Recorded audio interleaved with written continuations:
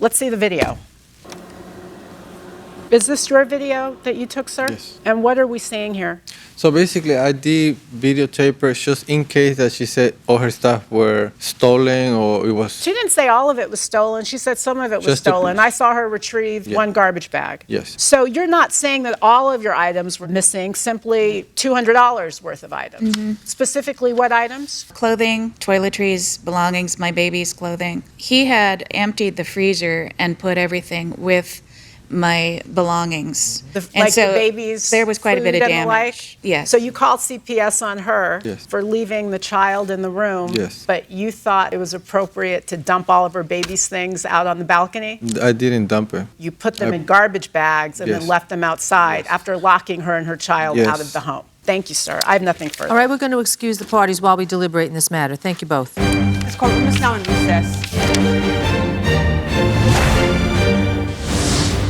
There was a lot there, but it is worth pointing out and emphasizing that CPS found these neglect allegations unfounded. That case is closed. So there's no issue of her being an abusive parent. The issue is whether or not he evicted her inappropriately. I believe he did. Whether or not he did it willfully and intentionally, I believe he did. No matter how egregious he may have found her conduct, and frankly, I'm skeptical of how egregious he truly found it. I mean, that's why I pointed out that sort of snarky text message he sent her. You know, I think this attempt of his to come to court and try to dress himself up as somebody who was concerned for the welfare of the child, and then you lock the child and her mother out, to me, it is really unconscionable. I've never used the word snarky, but you've illustrated for me exactly what it means. The little smiley face on Thanksgiving, throwing her Why do you out. think he wanted her out? And I'm not saying that it justified him doing what he did, because I'm not at that place either. I don't think you could just throw somebody out on the street. There are other courses you could take. You could call the police. You could do other things. Let me propose this.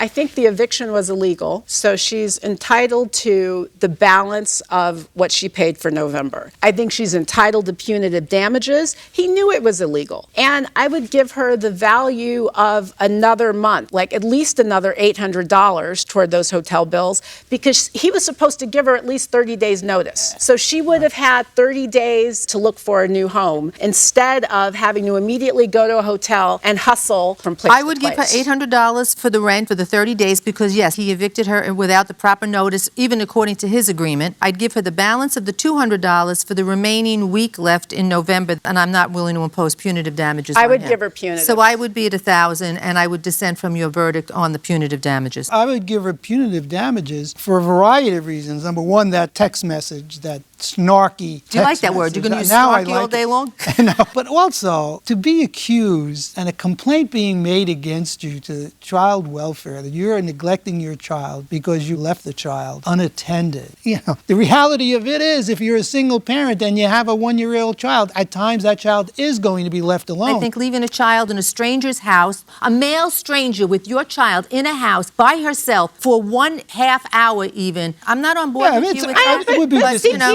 CPS closed it. Like, They I don't think did. it's not fair for us to relitigate that against her. But we're discussing it, and so I'm just saying that's my position on that. But and that's why I wouldn't give her punitive damages for a variety of reasons, that being one. I'm sorry. So I would give her $1,000, $200 for the balance of the rent, $800 for evicting her sooner than he should have, and she didn't meet her burden with regard to showing what property was missing at all. On that latter point, I actually did credit her testimony. I believe her when she says that she was missing certain personal items. I think that that certainly warrants an additional $200. So my verdict would be $1,600. That's punitive damages, missing property, the $800 the month that he shorted her, plus the $200 that she'd already paid for November. And Michael, you're I would joining join me. you in Patricia, you're I'm dissenting dissenting. on punitive damages and personal property. Correct. We have a verdict.